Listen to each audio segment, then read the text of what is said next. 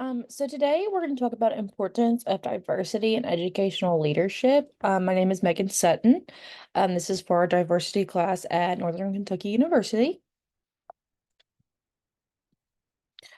So on the agenda today, what we're going to talk about is, kind of a little bit about me. What is diversity? Diversity in education, what it looks like to be inclusive, equity for equality, um, the teacher workforce, what a diverse classroom looks like, how you celebrate diversity, just some final tidbits, and then I'll go over those sources.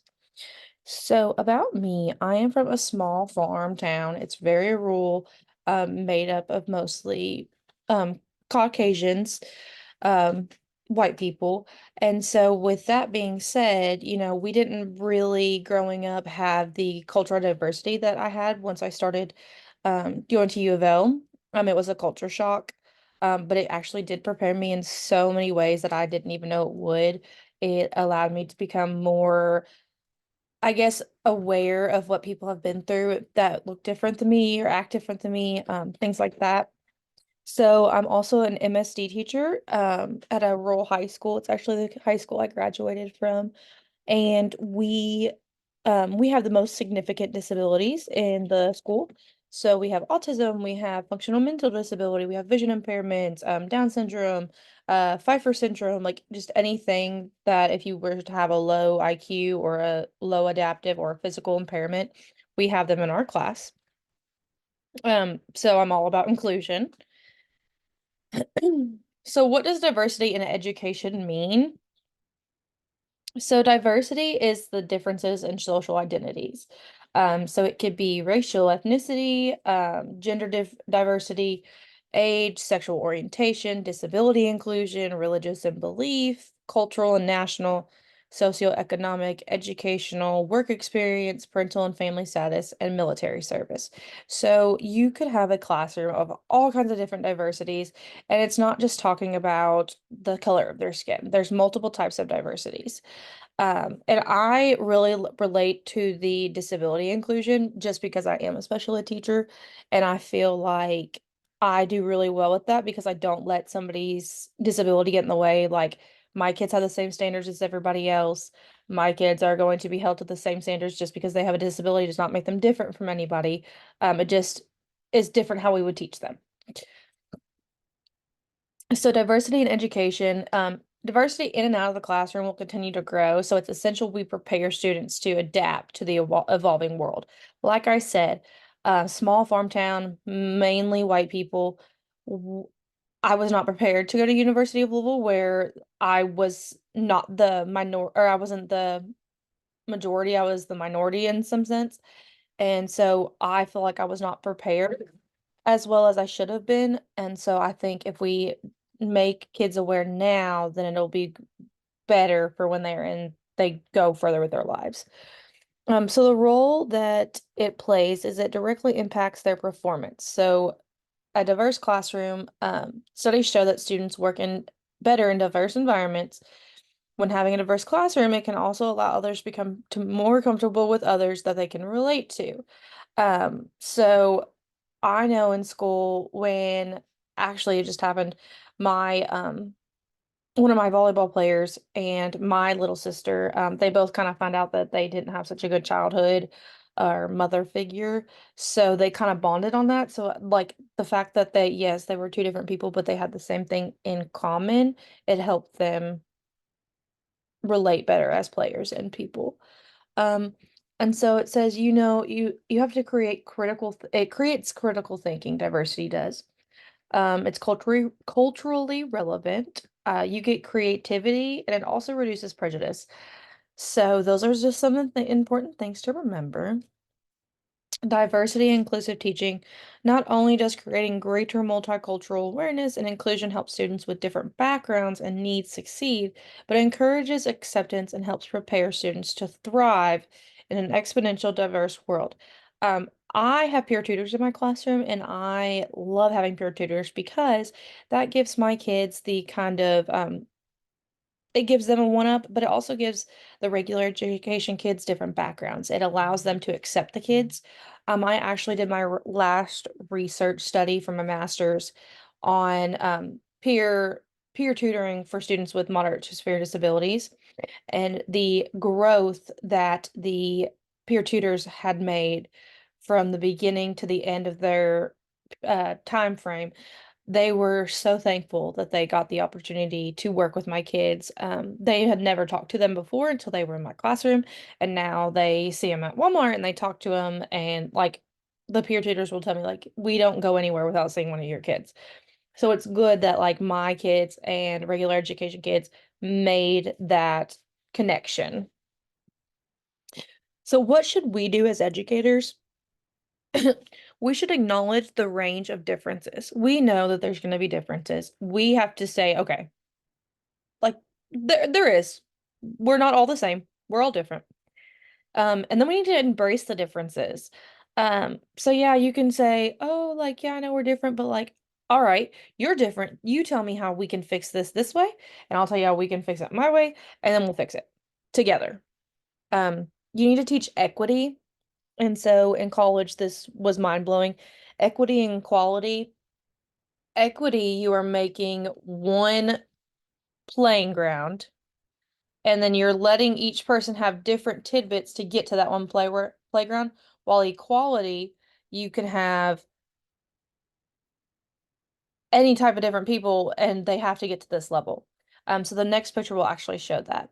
And differences are unstoppable. We cannot stop them. Everybody is different. Everybody is going to be some sort of different type of person. That's how we were intended to be made. So with this one, equality, we're giving them all the same platform. Nothing is changing. But you see, the person on the right, they're shorter. So they, even though they're the same, they still can't reach. With equity, we take everybody's differences and give them what they need to grow. So this person's tall, so they're not going to need that much extra help. Well, this person's kind of short, so let's give them a little bit more extra help to get them to that tree. This person is super short, so they're going to need a lot of extra support, but they're all getting to the tree. While this one, you're giving them all the same support, but not everybody's getting there. And that's how a lot of education works is we are all giving the kids the same thing. We're different. Everybody's different. We need to realize that as teachers that if we want our kids to grow, we've got to give them different things of how they need it. We have to be aware of what they need as learners to get them to that apple tree. So why diverse teaching it matters. Um in my school district, we have mm, one African American worker.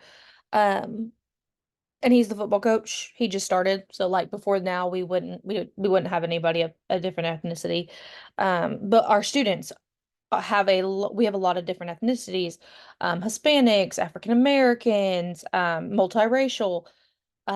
So this kind of makes sense when I read it and I think about it. It says, you get improved test scores, you have course grades, working memory, better attendance, better interpersonal self-management skills, um, to be selected from a gifted and talented program, graduate from high school, and intend to enroll in college.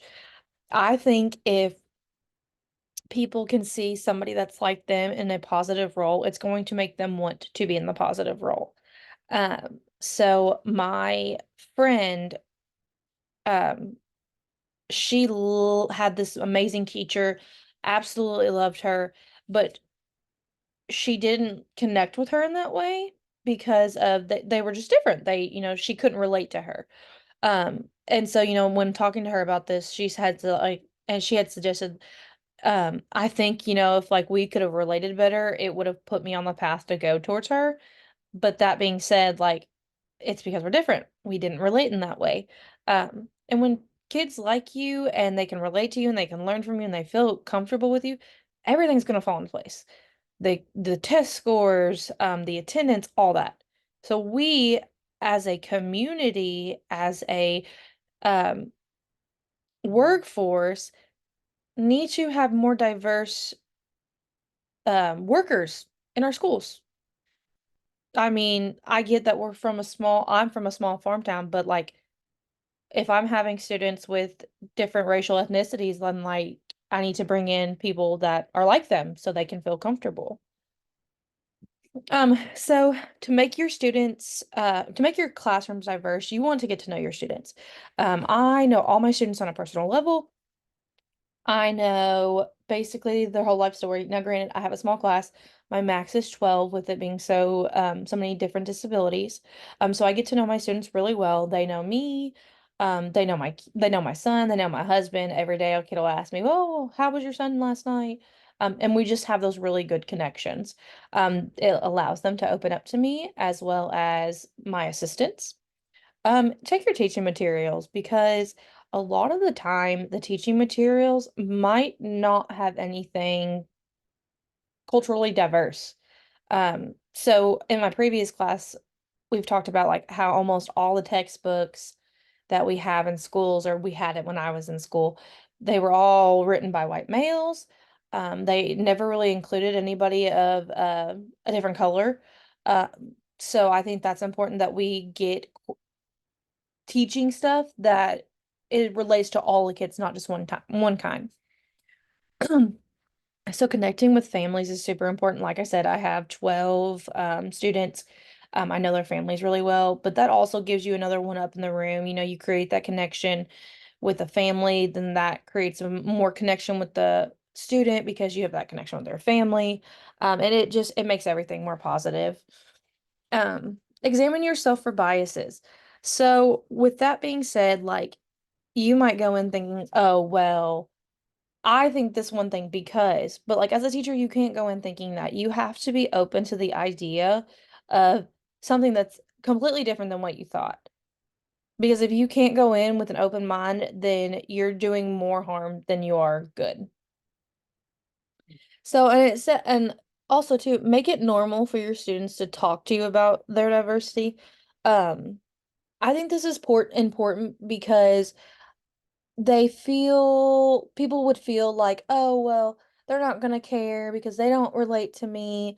But like if you let a student know that you care and like they can talk to you, it's going to make your interactions with your students and your families go so much better. It's going to allow those test scores to come up. It's going to allow attendance, all those kinds of things. Basically, we need to get to know our students and our students need to get to know us. So celebrating diversity in the classroom, some different ways you could do that is holiday celebrations. We do this in my classroom. We try to do a lot of holidays, even if they don't pertain to anybody in my classroom, because my students love learning about it. I think it's, important information for a child or anybody to know. Like I've learned things that I didn't know. Music and art. So I always have one kid a day. They get to pick the music that's in the morning. As long as it's school appropriate, they get to pick whatever kind it is, the clean version. But it's allowing that their music is like I care enough to bring their music into the classroom for them. A multicultural library. So this is actually super important, and I'll never forget this. When I was in college, we had a children's lit class, and we had read a book about two penguins, and they were both male penguins, but they were sitting on an egg, and the baby had hatched, and everybody was like, "Oh, well, that's weird that there's two male penguins." Um, and it was crazy because I was in college before I even realized like that's in books. And I guess that didn't really make sense to me when I was younger. Like I didn't think anything about it. But like when I got to high school, I had a friend who had two moms. And, you know, I could relate to that story because I know exactly like how her moms had felt and what her moms had went through and the lifestyle of her moms. And so it was nice to see like the connection of like, oh hey, people are actually writing about this. Um, like that's good. We want people to. Guest speakers.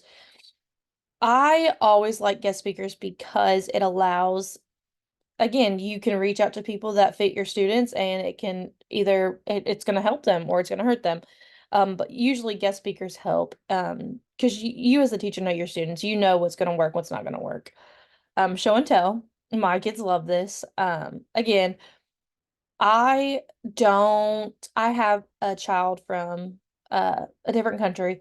And she will bring stuff that her mom has brought in, and she's nonverbal. So when she's showing it to us, we get all excited. She's excited. So just like giving that little push to your children, like, oh, that's so cool that you brought that in today for us. Like we love it. Um, Games from around the world. We don't do that so much in my room. I would like to start doing that. We do global pen pals. So with that, we had did the Great American Mail Race. So we wrote one school from every state in the US. And it basically was like, this is what our school's like, this is what, our mascot is, how many kids we have, what our state's famous for. And my kids absolutely loved it. They loved receiving the letters. Just 100% loved everything about it. Um, so learning a new language, something we did was we learned sign language in my classroom, and the kids still use it till this day because that was last school year. And sometimes I'm like, "What are you saying?" And they're like, "This means this, don't you know?" I'm like, "Oh, I forgot." But like they've even said that they've been able to be out in public, and if they see somebody that's using sign language, like they're able to talk to them because they know the signs. So like that helps them not only communicate, but it also helps them create a connection with somebody they may have not ever connected with before. So final tips and takeaways. Ask yourself where you feel you need to grow in terms of your cultural sensitivity. Also, this type of reflection is often uncomfortable. It is so important. I really wanted to learn how to be more cultural sensitive. Because like I said, in college, I had no idea, I would say things and my friends would be like, "You can't say that." And I'm like, I don't mean anything by it. I don't know what's right. I don't know what's wrong. I've never grown up around different ethnicities. It's always just been, Caucasian in my school system. Um, and so you need to get to know your students. All the students in your class or school are unique individuals, but use the fact to build a diverse and inclusive school culture, which we talked about that, get to know your students. That's how you're going to build your classroom. Obviously, if you don't want to build your classroom on something that's going to negatively impact your children, so just getting to know your students is super important, and connect with parents. You can send surveys home, try to engage with the students' parents too. Basically, get to know your parents because that being said, I could not do my job without the support of my parents. And not only, again, does that make it helps you out, but it also helps them out because they feel like they have somebody to come to. Um, and I think that's super important when you're working with children and, diversity and all those kinds of things. So these are my sources. Thank you so much. My name is Megan Sutton. You can reach me at megan.sutton@carroll.ky schools. And then the phone number listed is the school phone number.